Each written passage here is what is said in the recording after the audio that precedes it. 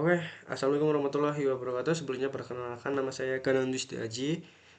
NIM saya yaitu STI 2023 Saya di sini akan mempresentasikan yaitu dari UTS dari Matkul Metopel yang diampuh oleh Pak Singgi Priandoko. Sebelumnya teman-teman di sini saya mengambil paper yang nomor 2 dengan tema Developing an NLP atau Natural Language Program ya, Powered Chatbot Application for MSI Legal Literary ya, dimana yaitu paper ini ditulis oleh Sahril Hidayatullah dan juga Liliani serta bersama Hilda juga di JJCS. Terus langsung saja mungkin terkait dengan yang sudah saya review ya dari paper ini. Paper ini sebenarnya bertujuan untuk memberikan literasi atau pemahaman terkait dengan hukum bisnis ya teman-teman, yaitu terkait dengan UMKM yang ada di sekitaran kita masih banyak yang kurang paham terkait dengan hukum bisnis yang mereka jalani. Jadi untuk latar belakangnya sendiri, UMKM berkontribusi besar pada ekonomi nasional namun menghadapi hambatan hukum akibat literasi yang kurang dan juga regulasi, pemahaman regulasi dari mereka yang juga kurang. Jadi rumusan masalahnya itu kenapa dirancangnya chatbot NLP ini ya untuk meningkatkan literasi dari para UMKM ya, dimana masih kurang literasi terkait dengan hukum ataupun juga terkait dengan regulasi-regulasi yang ada di sektor bisnis mereka yaitu UMKM. Tujuannya juga mengembangkan aplikasi chatbot legal literasi berbasis knowledge base and juga TF-IDF untuk membantu pelaku UMKM itu memahami terkait dengan regulasi bisnis yang dasar dan juga baik gitu. Selanjutnya, batasan subjektif ya. Batasan subjeknya itu ada pelaku UMKM dan juga objeknya itu sistem chatbotnya sendiri yang dibuat oleh Mas Sarif, yang dimana metodologinya itu menggunakan RAD atau Rapid Application Development, yang itu literasi cepat dan prototyping untuk melibatkan pengguna UMKM itu selama pengembangan.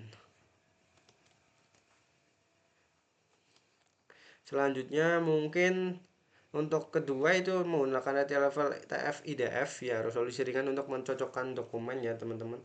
Dan juga untuk yang terakhir pengujiannya itu menggunakan black box testing SUS untuk usability, dan juga ada precision cycle dan KT metric ya. Terus selanjutnya ada hasil utama, fungsi dan kualitas black box testing 100%, semua fungsi dan juga sudah dites ya, dan juga untuk SUS juga itu 71,98%, kategorinya baik ya. Terus reference dan akurasi precisionnya itu sekitar 85, dan juga performa teknisnya itu di sini itu juga 87%. Terus selanjutnya analisis kritis metodologinya, kenapa harus memiliki RAD tepat juga untuk pengembangan aplikasi, karena mendukung literasi dan keterlibatan pengguna. Namun di sini juga fokus RAD-nya juga lebih pada engineering daripada ke kontribusi metodologis ilmiahnya.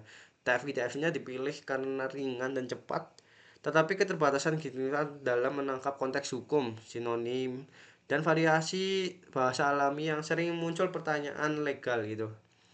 Untuk rekomendasinya sendiri itu bandingkan TFDF dengan Embedding Based Reveal SBERT atau BERT pada eksperimen untuk selanjutnya ya. Buat teman-teman yang mungkin ingin mengembangkan kembali terkait dengan paper ini juga bisa. Analisis hasil pembahasan, kekuatan performa teksnya itu baik, kelemahannya itu ada banyak juga di sini.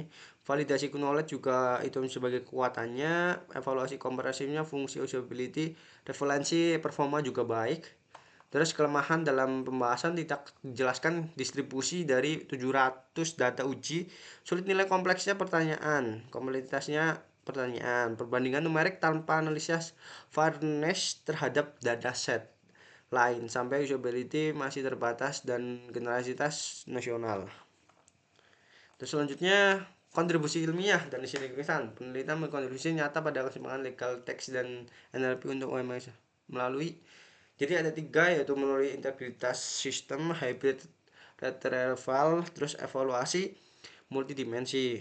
Nah, terus selanjutnya itu ada rekomendasi pengembangan. Ya, mungkin rekomendasi pengembangan di sini itu terkait dengan nantinya teman-teman atau ada yang mau mengembangkan kembali dengan paper yang nomor 2 ini yang disusun oleh Mas siapa tadi, oleh Mas Syarif Hidayatullah, yaitu yang pertama mungkin transisi ke sistematik retrieval ya berbasis semantic atau SBR untuk pemahaman konteks yang lebih dalam lagi ya, mungkin lebih baik lagi karena untuk yang tadi itu masih kurang untuk pemahamannya.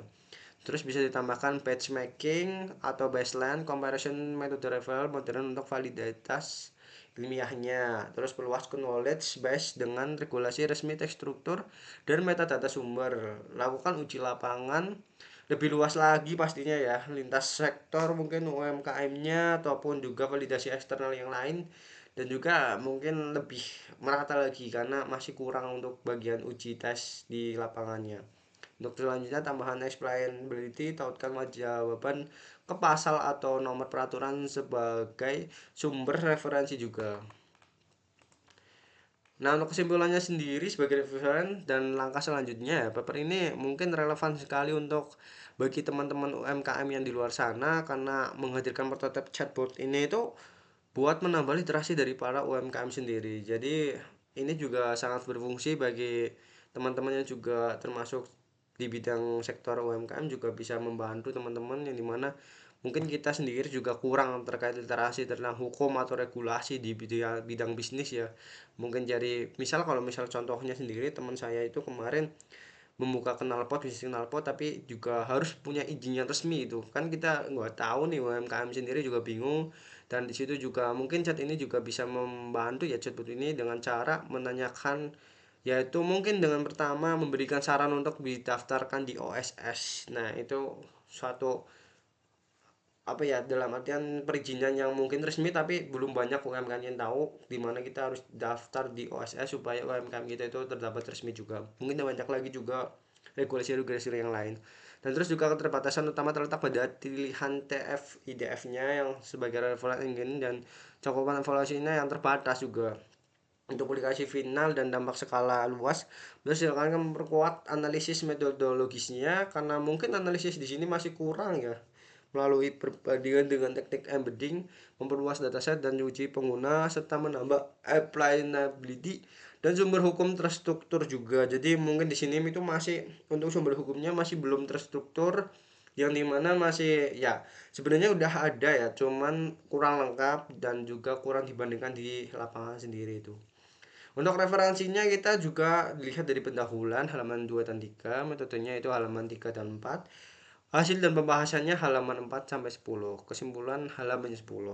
Mungkin itu terkait dengan review paper kali ini, mungkin ada kesalahan di kata dan saya juga mungkin terucapkan dengan kurang baik untuk presentasinya. Saya mohon maaf sebesar-besarnya karena nantinya itu menjadi bahan evaluasi saya. Semoga kedepannya juga bisa menyampaikan evaluasi ini, bisa menyampaikan presentasi ini dengan lebih baik lagi. Mungkin dari saya sekian, terima kasih karena sudah mendengar. Untuk Brian, terima kasih banget karena sudah melihat video saya. Terima kasih. Wassalamualaikum warahmatullahi wabarakatuh.